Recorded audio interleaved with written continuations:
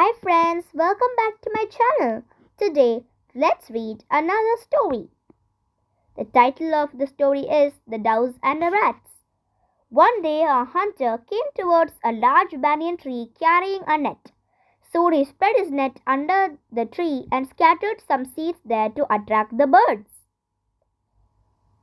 At this moment, the king of doves, surrounded by hundreds of doves, saw the seeds from far away. The doves reached the tree in no time to eat the grains. The hunter, who was hiding behind the tree, pulled the net and they were all trapped. The king of the doves was wise and he said to the other doves, "Friends, don't be frightened. We should all fly together, taking the net along with us. We will fly to a safe place where the hunter cannot follow us. Get ready. 1, 2, 3. All the birds flew at the same time, taking the net along with them. The hunter followed them, but after a long chase, he lost the sight of the birds and gave up his search.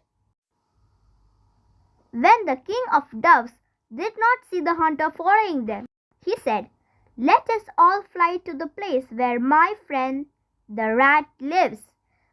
He will help us get out of this net." Reaching there, the king of doves called out to the rat, "My friend, please come out. We are in trouble and need your help." The rat came out and was happy to see his friend and said, "All right, I will help you to get out first, as you are the king, and then help the other birds." But the king of doves disagreed. "Please free my friends first. It is the duty of the king to look after his people." Pleased with his friend's love for the doves, the rat said, "Friends, I know the duties of a king.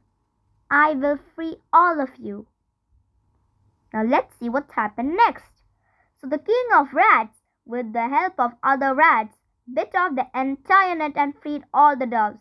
The king of doves thanked his friend and flew away safely with his flock.